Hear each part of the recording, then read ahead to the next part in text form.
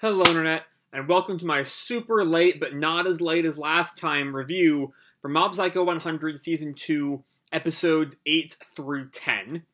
When we last left off, last night, Mob Psycho treated us to the greatest set of episodes in its run. That was so sweet and so wholesome, and I cannot believe we were privileged to watch it. As Reagan ended up having to come clean about... By the end of the episode, Reagan found out that Mob always knew that he was a fake, but that he was a genuinely good person regardless, and that's what mattered. And I love these two so much. They're so good. So yeah, that leads us into today's episodes. Just a reminder, I have my Spring 2019 Anime Review Straw Poll in the description down below. So go fill that out, let me know what you want to see next season. Alright, so the first thing we talk about with episodes 8 through 10 is a certain dropped plotline, and that is the Psycho Helmets. You know, there's a whole bunch during episode 8, the first half of episode 8 or so, about the Psycho Helmets are finally going to meet Mob as their leader, yada yada yada. And they don't, because he passes out on the way there. They're staking out the marathon finish line. Then he of course, Mob passes out before he gets there. And I don't know if the Psycho Helmets are ever going to be important, or if they're just going to constantly be like the butt monkey of the series. They're just like there, you know, they think Mob is a god, but he's really not, and they never get to meet him. I wouldn't mind that, but it's slightly mean-spirited. Not a whole lot, though. But anyway, the big thing to talk about for most of episode 8, we'll get to that moment later, is just how good everyone in this show is. They are all such good kids. Like, first of all, let's start with Mob. Let's start with Mob, because Mob is just the best. And, like, it's great to see how much Mob is growing, while still remaining his core self. You know, the Mob of Season 1 would never have even dreamed of being able to place in the top 10 in the marathon. So, like, he is growing. But the fact that it's still all for, like, Tsubomi to notice him reminds us that he's still the same awkward kid he's always been. You know, he still just wants to be popular. Even if, like, he doesn't need it as much as he may have done before he met the Telepathy Club, and certainly the Body Improvement Club. But he still maybe doesn't want to be popular, but he still wants to be, like, attractive to Tsubomi. And everyone is so supportive in their own ways. You know, especially, like, Onigawara giving him the running shoes. Sure, maybe they were a size too small, but, like, it's the thought that counts. The Body Improvement Club is always as, you know, heartwarming as they could possibly be. And then Reagan, the love of my life, tries to be a cool dad and, like, help Mob train for the marathon, but he can't fucking do it. He's weaker than Mob, so he can't fucking run the marathon. Reagan is great. More ways Reagan is a supportive Papa Bear. He hires Ritsu and Teru as temps, so Mob can work out more. And while he does that, Tsubomi and a friend of Tsubomi's come in for relationship advice from Reagan, because the thing he also does, I guess. And we learn that Reagan actually gives, like, halfway decent relationship advice to that girl who comes in with Tsubomi. You know, you absolutely should find out what your crush likes before you ask them out. That's good advice. Don't just ask people out at random. And then, so the big thing in that scene is that Ritsu really does not want Tsubomi to know that Mob works in such a shady office, right? And by episode's end, Tsubomi knows. Or by the scene's end, Tsubomi knows. Because we see that she's seen on the photos of, like, the satisfied customers, Mob is with Reagan. And once again with Tsubomi, we just don't know what's going on in her brain. You know, way back with the fake girlfriend, and she was, like, watching in the shadows, commenting, like, smooth Mob. Then there's this here. Tsubomi is really the cipher in this series. There's not a whole lot we don't really get inside her mind enough. And I don't think we'll get that this season, because I imagine the rest of the season is going to be focused on Claw again. I'll talk more about my thoughts on Claw coming back in a minute. But at some point, I hope we do get to... If there is a season 3, please let there be a season 3. I hear there's just enough material in the manga to, like, work out a season 3. But generally, Tsubomi is still kind of a closed book, and I want her to not be as closed a book later on. Then we get to the marathon, and the marathon is so pure. You know, watching my son, Mob, desperately run, even after he skinned his knee. Dimple knows he's probably sprained something, and has the odds stacked so high against him by the end of it. He deserves the world. But then, when he collapses and doesn't make it, even then, you know, he's put so much on the outcome of this race. But as soon as the teacher is like, oh, by the way, Ritsu got a 9th, he's like, oh my god, Ritsu, I'm so happy for you. And Mob is such a good boy. Mob is such a good boy, y'all. He's so pure. But that's really the last pure thing to happen in these 3 episodes. Because then we cut back to the Kageyama household. And Ritsu hears the doorbell and goes to get the door thinking it's Mob. And the shot composition, as this happens, having the camera, like, point up, giving us this, like, instant sense that something is wrong, it's really simple, but it's super effective. You know, as soon as that's happening, you're like, oh shit, something bad is happening, oh, we're fucked. And we don't find out what that is for a while. Not until, like, midway through episode 9 that we really find out the details of what happened, there. But what we do see is the house on fire, and when Kageyama shows up, and when Mob shows up to investigate, he finds the family burned up. And that is a level of grisliness the show has never gone to. And I sussed out that it was a fake fairly fast, before the end of episode 8. Just because I think Mob Psycho is too fundamentally kind of a show to just, like, kill off the rest of Mob's family. But the horror and the anger that Mob feels in the moment is so horrifyingly real, I couldn't dare look away. Like, that was just well fucking done. It is a bit of a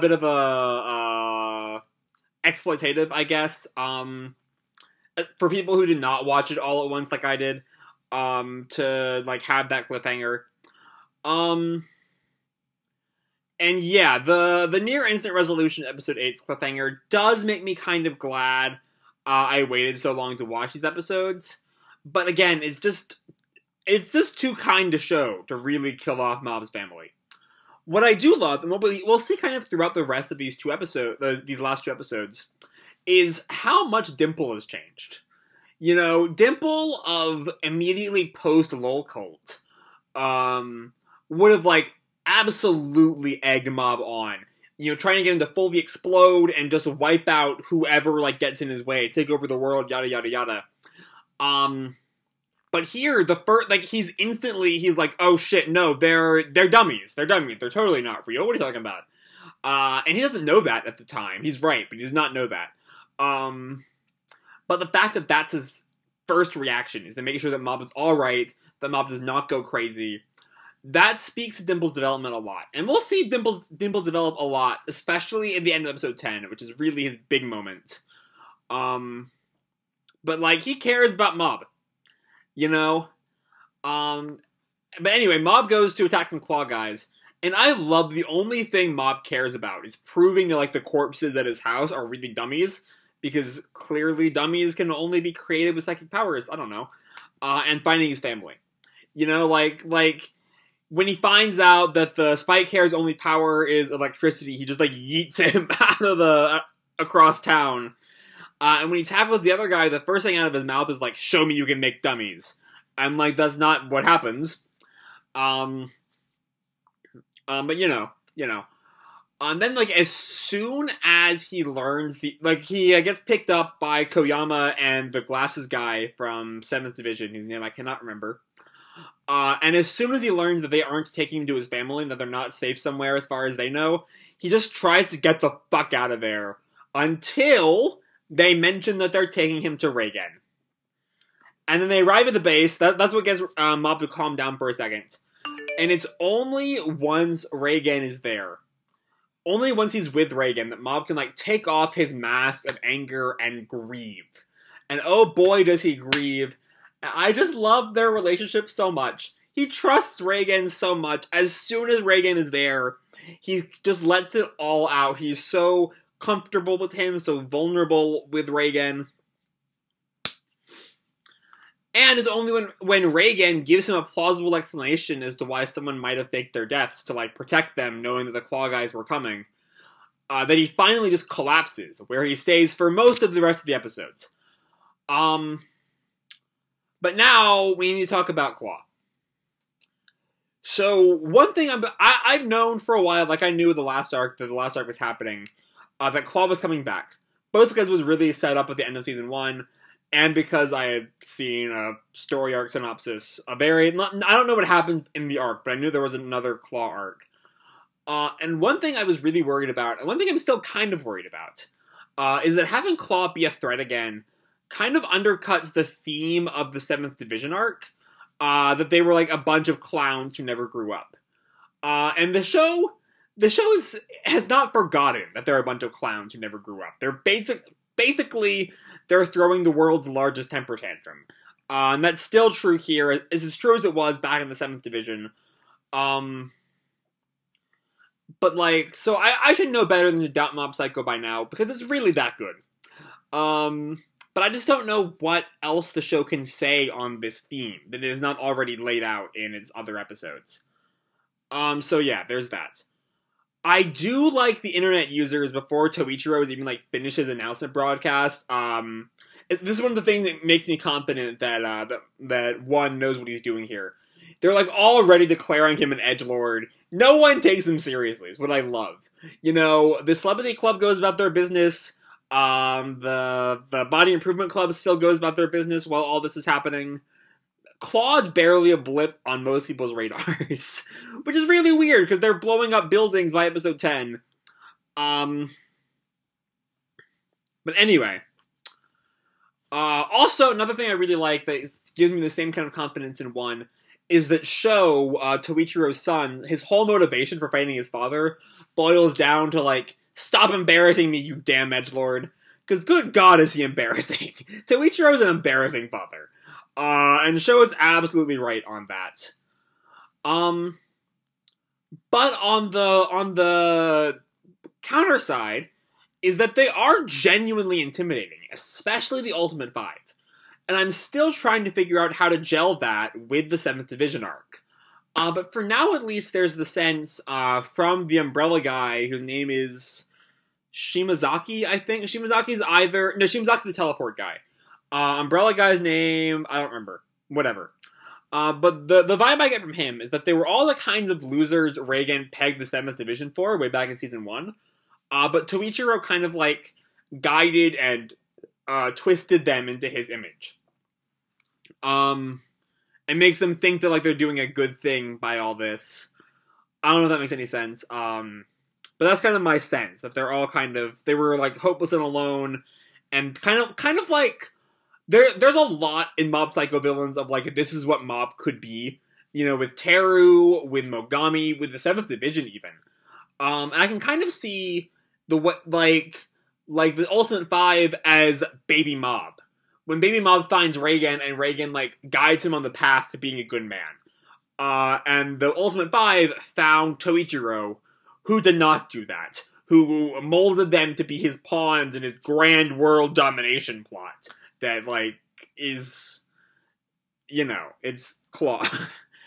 But anyway, that's really all I can say on them for right now, until we find out more about them going forward. Now, the last bit of episode 9 is Teru's fight with Shimazaki. Does a lot of great things. On a story note, it's a quick showcase of how outmatched our heroes are. Shimazaki utterly annihilates Teru. On the technical side, it's really our first big action showcase since Mogami, like 4 episodes ago. And it's not much of an action showcase. It's really, really fast. And it's nowhere near the highs of Mogami, it's still a competently done Mob Psycho fight scene, which is better than most other series can ever imagine to do. But that ends episode 9, so let's jump right on into our final episode of the video, episode 10. So essentially, the Resistance, let's call them, watches, Claw set up base in Seasoning City, and the Resistance is watching, the Resistance, I forgot to mention, is the X Division 7 and the Awakening Lab guys. But they're watching all of the damage that Claw's doing, and they're like, we gotta fucking stop them. And Reagan is like, no, that's stupid. We'll die. And it's easy to read Reagan wanting to sit the conflict with Scar out as cowardice, and it may be, partly, he's hardly the most courageous person. But we can see it's also more, he says, like, maybe if Mob were awake, that'd be one thing, but, like, I'm not even sure Mob could handle this at this point. And we see that, like, at this point, it's more to do with keeping Mob safe than anything else. With his doubts, even Mob can handle Claw. Protecting Mob takes priority. Because he's a good dad. He is a good dad, and he deserves the world. Though, that all changes when he finds out the insurance agency will not, reimburse him for the Claw guys burning down his office. So when it comes to money, Reagan loses all sense of reason. So, he's not a perfect person, but we all acknowledge that. Meanwhile, Sho's henchmen, he has henchmen, by the way, take on Minagishi, the plant user, one of the Ultimate 5. But they just kind of get crushed, like, real fast. I don't even know if they have names. Also, forgot to mention in the episode 9 part, the Kageyamas lived. Sho put dummies there to get Mob angry at Claw, and he's joined up with Ritsu to fight Toichiro. So yeah. Anyway, what's next? Oh, so Reagan sets the Resistance off on their separate missions that end up not being too important plot, or they are, but, like, it's more important for what's going on around them, like Shimazaki countering the sewer group, and then Terada, I think is his name, seemingly betraying the Resistance to join Claw. We'll see if that's not a fake out, but that remains to be seen. Anyway, Reagan's plan to hide in the refrigerator when Claw comes to the Resistance HQ ends up working out, when everyone, even Shibata of the Ultimate 5, ends up being susceptible that Glass's Division 7 guy tried to use on Reagan at the end of last season, and they all get knocked out. And I'll talk about that more. That's really the only thing I'm going to be talking about for the rest of the review, that whole sequence with Shibata. Before then, though, we're starting to see, back with Claw, a potential downfall for Toichiro, as he comments to the 2 Ultimate 5 members that he wouldn't really care if they died. Which, like, we see Umbrella Guy looks kind of uncomfortable with that, and he seems to think that they're running a business. So when he learns the truth, who knows what's going to happen there. Also, Toichiro is absolutely becoming, like, more clearly just the ultimate form of the Claw members we already beat.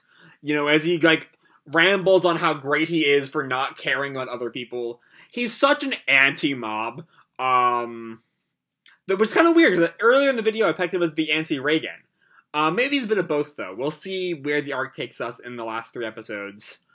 Anyway, back to the highlight of the episode. And that's everything with Shibata. The first part, I will say, in the room, Reagan and Dimple versus Shibata is another great short bit of fluid animation that puts it fairly low in the series list of great fights, which is a testament to how great this show is, more than anything else. But once Dimple in Mob's body runs away, with Shibata tailing him, the episode just picks up immediately. First, all of the Dimple character development going on in this last sequence. He runs into Sabomi, and he plays it off like, oh, if anything happens to Sabomi, Mob will kill me. But it's more than that, and we all know that, right? And so, like, the first thing he does is, like, I can't let, the love of Mob's life get hurt, and so he steps in front of her. And then Shibata yeets Mob right to where the Body Improvement Club happens to be, which is an absurd coincidence, but you know what? It works, so the rest of the scene is so fucking good. Because all of the Body Improvement Club's, like, desperate protection of Mob, just when I thought I could not love the Body Improvement Club more, they fucking outdo themselves again, y'all. They outdo themselves again. As they all, like, try to defend Mob and, like, take Shibata's beatings. Goda, by the way, has his greatest moment in the entire series, which is really saying something, because, like, if Reigen is my favorite character right here, Goda and the rest of the Body Improvement Club are, like, right here, right below him. But Goda has his greatest moment as Shibata is going to, like, crush Mob, and Goda, like, covers Mob, and has this great speech about how Mob's courage, you know, inspires the Body Improvement Club to better themselves more than they already are. And then it gives Dimple enough time to possess Goda, so he can have an incredibly great fight with Shibata that furthers Dimple's arc. You know, as he finally, his, like, realization that Goda's, like, legitimately strengthened muscles outmatch Shibata's magic steroid muscles, you know, is Dimple finally respecting Mob's way of doing things. You know, all throughout the past season and a half, Dimple has been like, screw this, you know, exercising shit, just psychic people and become their king. But here he finally respects Mob to, like, or respects Mob's, ideals, rather than just, like, psychicking everything. Though, the one little hiccup there is that in the end, Shibata is beaten by being psychicked. Which is a hiccup on the way to throughout a great episode. But, you know, I think he should have stayed down with Dimple Goda. I think that should have been how it went. I don't think he should have gotten up there. But now Mob's awake, and the episode ends with Ritsu and Sho at the tower, ready to take on Claw. And these episodes were a thrill ride. Episode 10, most of all. You know, it started out as another fairly chill, wholesome episode that Mob Psycho does so well, but then the shit hits the fan. And I will admit, I'm still not entirely convinced the show has anything more to add to the themes the first Claw arc introduced, and this one seems to be reiterating. But I'm still excited for what's to come. Also, like, just Dimple Goda versus Shibata is such a strong moment for both Dimple and Goda, as we get to see Goda at his most selfless, which is pretty fucking selfless, and Dimple finally gets an appreciation for Mob's training himself. But yeah, next time, more fierce battles, and I'll hopefully have it up by the end of the night. We'll find out, though. So I'm gonna leave this video off here. Hope you all enjoyed the episodes and the video itself. If you did, feel free to drop me a like, or subscribe, or do whatever the fuck you want. I don't really care. And as always, people, keep kicking ass, and I'll see you in the future. Bye!